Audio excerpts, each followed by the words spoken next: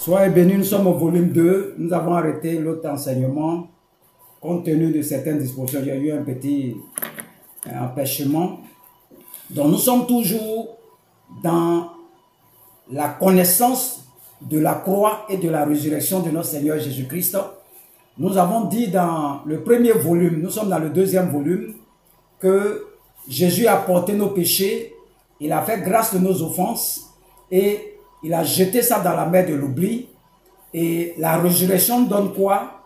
Romains 6, verset 14.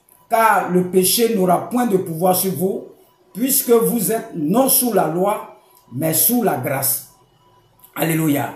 Lorsque nous prenons Romains 8, verset 1 à 2, il dit, il n'y a donc maintenant aucune condamnation pour ceux qui sont en Jésus-Christ. En effet, la loi de l'esprit de vie en Jésus-Christ m'a affranchi de la loi du péché de la mort. Donc, le péché de nos parents, tout ce qu'ils ont fait avant, là, Jésus dit quoi? Quand tu es en Christ, tout ça là, ça n'a plus de pouvoir sur toi. Parce que tu n'es plus sous la loi et tu es sous la grâce. Si tu te mets à la croix de Jésus, les mêmes péchés vont revenir chaque fois. Donc, pour que tu sois libre de ces péchés, les offenses qu'on a fait à Dieu avant, il faut que tu passes à la résurrection. La résurrection dit quoi? Il n'y a donc aucune condamnation pour ceux qui sont en Christ. Alléluia. Nous allons voir maintenant par rapport au vieil homme, la vieille nature.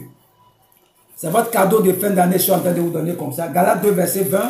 Ça, c'est la vieille nature. Galates 2, verset 20. Il dit, j'ai été crucifié avec Christ. Et si je vis, ce n'est plus moi qui vis, c'est Christ qui vit en moi. Alléluia. Donc, à la croix là, pendant que Christ était à la croix, toi aussi tu étais avec lui. Tu as été crucifié avec lui. Ton ancienne nature, tu aimais boire avant, tu aimais femme, cette nature là, depuis la croix là, le vieil homme a été crucifié. Donc, c'est une certitude que ta vieille nature là, Jésus a crucifié. C'est pas maintenant que la nature, non, je ne bois plus, c'est moi-même. Non, ça s'est passé à la croix. Il a été crucifié, cette nature qui est en toi. La résurrection donne quoi? Quand Jésus est mort, il ne t'a pas laissé là-bas, il est ressuscité avec toi. Donc, ce n'est plus toi qui vis, mais c'est Christ qui vit en moi. Donc, la croix là, le vieil homme a été crucifié. Il n'est plus là. La résurrection te donne quoi? Une nouvelle vie qu'on appelle Christ en nous, qui a envie d'aller à l'église. Il a envie de soutenir ses frères. Excusez-moi, j'ai fermé la porte. Il a envie de soutenir ses frères. Soutenir ses frères. Ça, c'est une nouvelle vie qui est venue en toi. L'ancienne vie a été crucifiée. Ça, c'est la croix qui crucifie ta vieille nature. La résurrection, c'est une nouvelle vie. Parce que toi, tu es mort. C'est en esprit, ça s'est passé. Maintenant, tu es ressuscité à nouveauté de vie. Donc, ce n'est plus toi qui vis, c'est Christ qui vit en toi. Ça, c'est par rapport au vieil homme. La vieille, on va voir maintenant par rapport au sang de Jésus-Christ. Éphésiens 2, verset 13, 16. Ce sont des révisions qu'on entend, c'est un bonus. Éphésiens 2, verset 13 dit quoi? Christ. Éphésiens 2, verset 13, 12, 13, 14, on va pas lire tout. C'est des choses que j'ai déjà enseignées déjà. Il dit, Éphésiens, il cherche Éphésiens,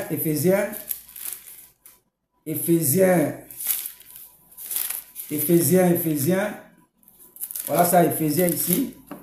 C'est une formation, donc on prend tout le temps pour chercher les versets. Éphésiens 2, verset 13 dit, mais maintenant en Jésus-Christ, vous qui étiez jadis éloignés, vous avez été rapprochés par le sang de Jésus-Christ. Donc la première des choses, le sang de Jésus-Christ nous a rapprochés des Juifs. Nous a rapprochés de ce grand Dieu-là. Ça c'est par rapport au sang, vous le lire après. Éphésiens 2, verset 13, 16. Donc le sang de Jésus qui a coulé à la croix, lorsqu'il était à la croix, le sang qui coulait là, nous a réconciliés avec ce grand Dieu. Avant, c'est les Juifs seulement qui étaient le peuple de Dieu.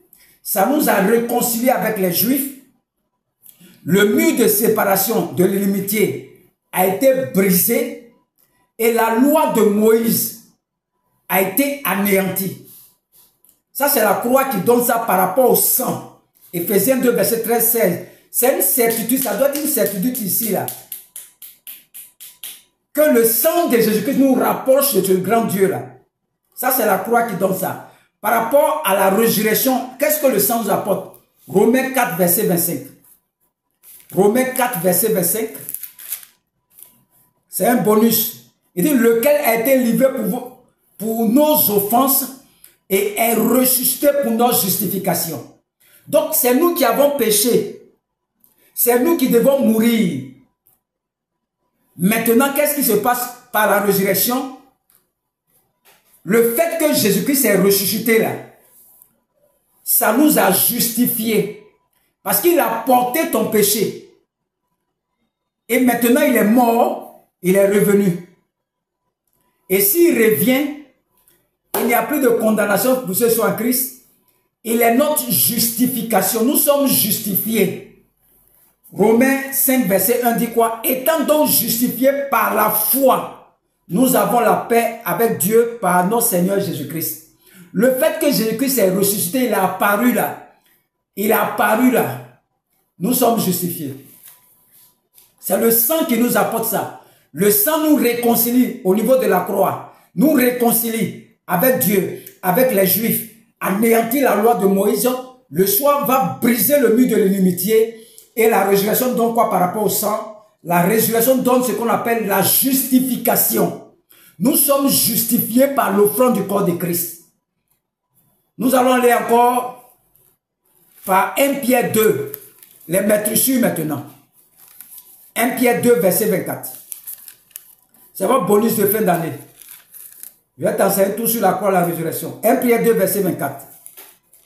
1 Pierre 2, verset 24. Ça, c'est par les maîtrisures. Il dit, lui par les maîtrisures duquel vous avez été guéris. Donc, ce Dieu-là, nous tous, on est en bonne santé. Il n'y a pas de malade chez Dieu. Donc, la résurrection, non, la croix de Jésus par rapport aux maîtrisures, là, la main, il souffrait, là. Quand tu le vois pleurer, il souffre, il est flagellé, blessé. Qu'est-ce que ça nous apporte, ces maîtrisures-là?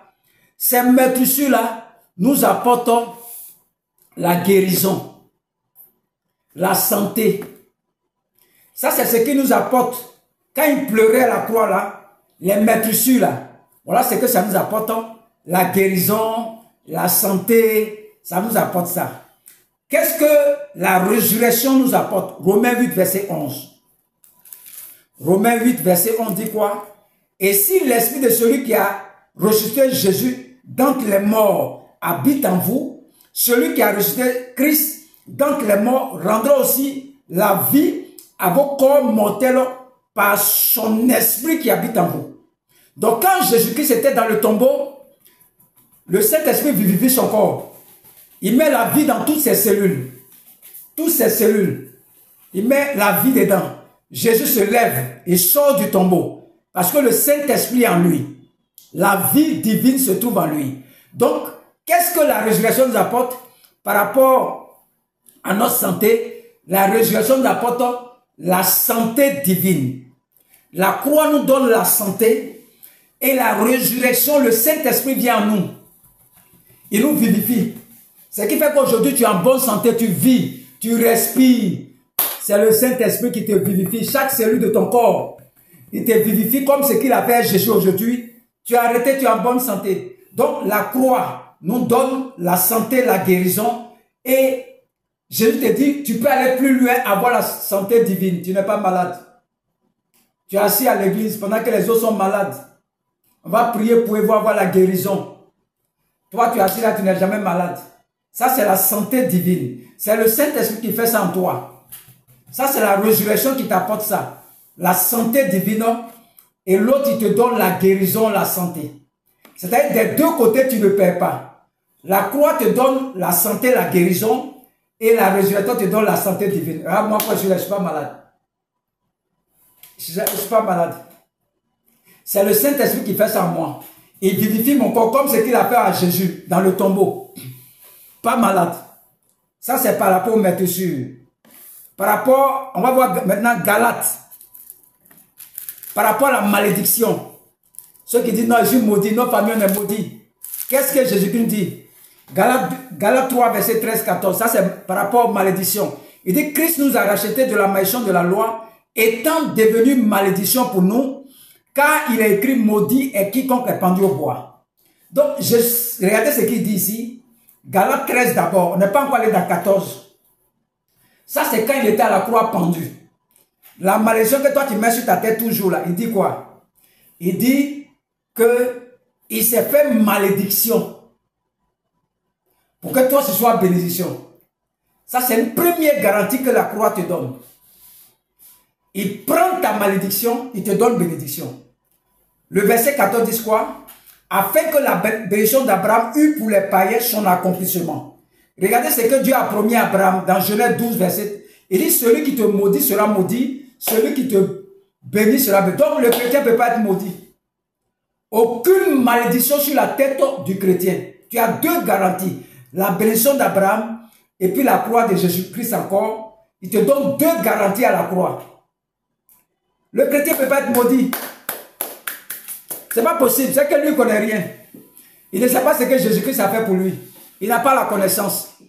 Il n'a pas la vérité. Mon peuple périt par manque de connaissance.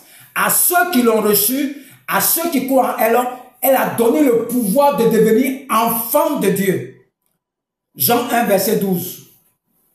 À ceux qui croient en ce qu'on a t'enseigné là, cette connaissance, cette vérité que tu es en train d'écouter là, ça produit dans ton cœur un pouvoir qui te rend libre. Je vais t'enseigner encore, tu vas voir pourquoi Dieu. Plein de choses aujourd'hui. C'est un cadeau de fin d'année. Qu'est-ce que la résurrection nous apporte par rapport à la malédiction? Éphésiens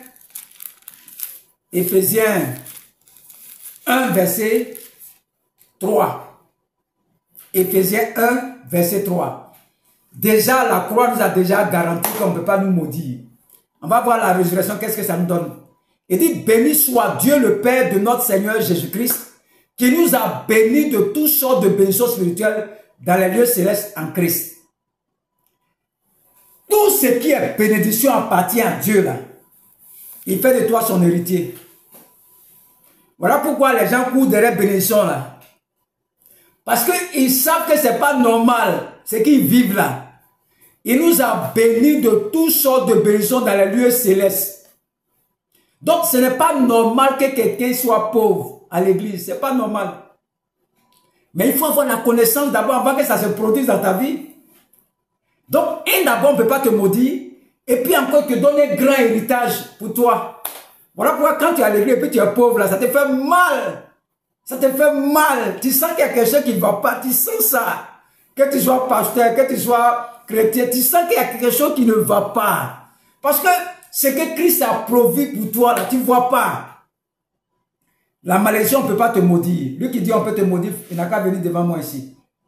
On va partir maintenant 2 Corinthiens. C'est un bonus que je suis en train de faire, c'est un cadeau de fin d'année. 2 Corinthiens 8, verset 9. 2 Corinthiens 8, verset 9, il dit, car vous connaissez la grâce de notre Seigneur Jésus-Christ, qui pour vous s'est fait pauvre, des riches qu'il était, afin que par sa pauvreté, vous fussiez enrichis. Donc, lui-même te dit ici, par rapport à la pauvreté, là, lui s'est fait riche. Tu crois en ce que le monde te dit, ou bien tu crois en ce que Jésus te dit? Il s'est fait pauvre pour toi, pour que tu sois riche. Notre richesse, c'est Jésus-Christ. C'est tout, c'est ce que la croix te donne. Qu'est-ce que la résurrection nous donne?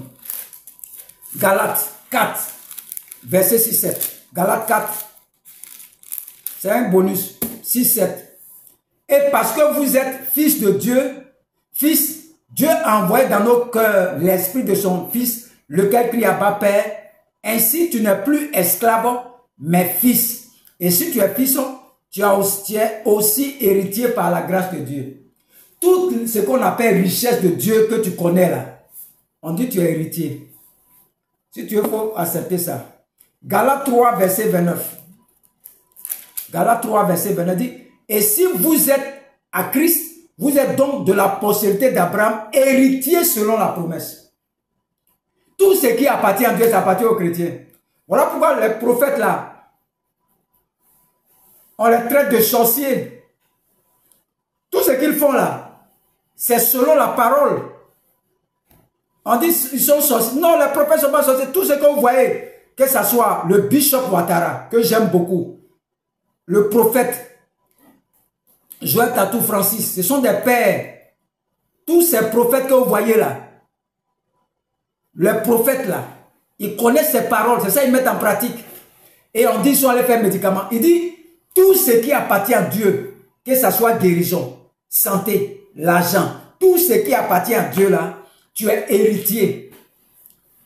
Et on dit qu'ils parlent de bénédiction dans les églises. Non, ils ont compris quelque chose dans la parole que d'autres n'ont pas compris. D'autres, ils sont sorciers, ils ne sont pas sorciers. Tout ce qui appartient à Dieu, la connaissance, tout ce que tu connais, tout ce qui est pour Dieu là, on dit tu es héritier. Ça dépend de toi. Ceux qui ont compris, ils ont élargi leur esprit là. C'est eux qui vont manger. Les chrétiens qui sont bloqués là, eux ils souffrent. Tout ce qui appartient à Dieu t'appartient. Ça c'est Galates 4 verset 6-7. Colossiens 2 verset 15. C'est votre bonus. Colossiens 2 verset 15. Colossiens 2 verset 15. Colossiens 2 verset 15. On dit là, dépouiller les dominations, les autorités, les a livrés publiquement en spectacle l'enfant d'elle par la croix. Donc, Colossiens 1 verset 14 dit quoi? Il dit, en qui nous avons la rédemption, la rémission des péchés. Il est l'image du Dieu invisible, le premier-né de toute la création. Alléluia. Il a dépouillé l'acte qui te condamnait. Ce qui fait que dans votre famille, on ne fait pas enfant. Ce qui fait qu'on se marie. Le décret qui a été pris dans la famille par Satan, là, il a effacé l'acte dont les ordonnances vous condamnaient. Ça, c'est la croix. Qu'est-ce que la résurrection donne? 1 Jean. 1 Jean, excusez-moi, 1 Jean. 1 Jean 4. Allons voir 1 Jean 4. 1 Jean 4, verset 4. Vous, petits enfants, vous êtes de Dieu et vous les avez vaincus parce que celui qui est en vous est plus puissant que celui qui est dans le monde. Maintenant, lui-même vient habiter en toi. Ça, c'est la résurrection. Qu'est-ce qu'il fait à la croix? Le décret là, qui vous a condamné dans la famille là, il va clouer ça à la croix. Il ne s'arrête pas là. S'il reste là, Satan peut soulever le même décret là encore venir devant toi. Il va aller à la résurrection maintenant. Il dit maintenant j'habite en toi. Je vais voir celui qui a venu un décret là encore. Le chrétien qui croit en ces décrets sataniques là, c'est le chrétien qui ne sait pas que Dieu habite en lui. Le but de tout ce que tu crois là, c'est que Dieu fasse de toi son temple. Le temple du Saint-Esprit. Donc, le grand Dieu du ciel de la terre est venu habiter en toi. Ça, c'est ton cadeau de fin d'année. Tout le travail, c'est pour venir habiter en toi.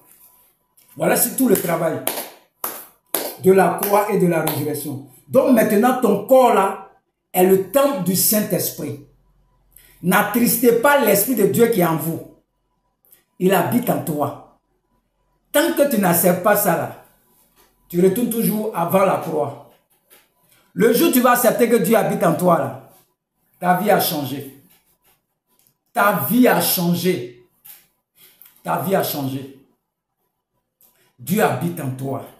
Voici le cadeau de fin d'année. Accepte seulement aujourd'hui Christ. Cette vérité-là, à ceux qui ont reçu ça, à ceux qui croient en ça, là, elle te donne le pouvoir.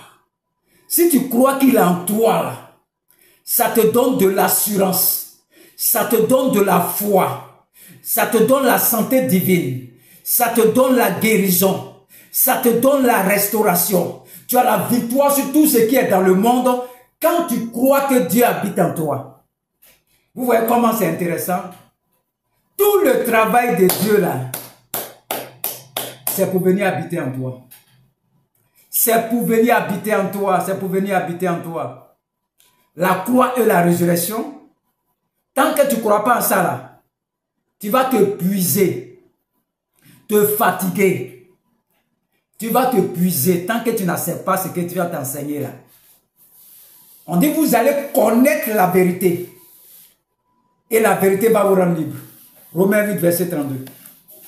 Tant que tu n'acceptes pas ce que Jésus-Christ a fait, pour toi la croix là, tu vas te délivrer. Te délivrer. Te délivrer. Te délivrer. Tu te mets sous la loi. Sous la loi là, on te délivre seulement. On te délivre seulement. C'est parce que tu n'as pas la connaissance. Tu ne sais pas ce qu'il a fait pour toi à la croix. Tu ne sais pas ce qu'il a fait pour toi à la résurrection. Tu es comme où Jésus est né là, à Nazareth. On dit, est-ce que quelque chose de bon peut sortir de Nazareth? Ils ne croient pas. Jésus est né là-bas, mais ils ne croient pas, il vient de là-bas, ils ne croient pas. Donc la parole ne peut pas produire un effet dans ta vie. Le jour où moi j'ai accepté ça, je suis libéré. J'ai fait tout ce que tu es en train de faire là. C'est parce que je n'ai jamais accepté cette parole, que je me promenais partout. Mais le jour où j'ai accepté ça dans mon cœur, de tout mon cœur, de toute ma force, de toute ma puissance là, elle m'a transformé. Aujourd'hui, vous me voyez sur les réseaux sociaux parce que je crois en cette parole là. Sinon, je peux aller faire délivrance encore, l'esprit de mort. Ma famille, j'ai adoré montagne, au cas. Mais imagine-toi, on est quitté au Ghana, les Baoulés. On dit on est quitté en Égypte. Imaginez-vous les hôtels qu'ils ont bâtis. Ils ont adoré serpents, scorpions, termitières, rochers, montagnes, forêts sacrées. Regardez mon village. Imaginez-vous, dans tous les lieux, mes parents sont passés là. Comptez les hôtels qu'ils ont bâtis. Tous les jours, ils vont faire sacrifice. Si moi, je dois régler ces problèmes-là, mais c'est quand j'ai fini. J'ai déjà vieilli. Mais Jésus dit, tout est accompli. Mais tant que tu n'acceptes pas la parole, ils vont te délivrer. Ils vont te délivrer. C'est pas de... Il y a des camps de prière qui sont là pour ça. Comme tu ne veux pas accepter, on te délivre. 6 mois après, même esprit là revient encore. On te délivre. 6 mois après, même esprit là revient encore. On te délivre. 3 ans après, le même esprit revient encore. C'est quand ça va finir. C'est quand ça va finir. C'est quand ça va finir.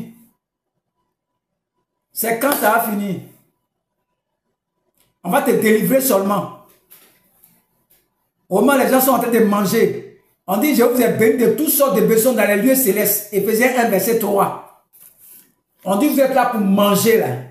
Pendant que les gens mangent, toi tu es en train de te délivrer dans le camp de prière seulement. Le jour où tu vas comprendre cette parole que tu enseignes là, tu es libéré. Il n'y aura plus de camp de prière encore. Si tu acceptes cette parole-là, tu es libre. Il faut revoir les enseignements. C'est un bonus que tu as donné. Je ne suis pas contre camp de prière de quelqu'un, mais j'enseigne la vérité. Je ne suis pas contre un serviteur de Dieu.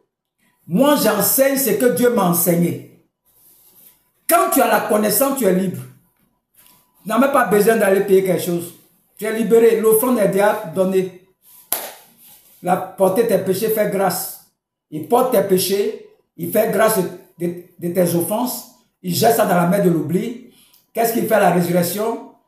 Ce n'est plus toi qui vis. C'est Christ qui vit en toi. Il crucifie ton vieil homme. Il vient te donner une nouvelle nature, une nouvelle Christ en nous.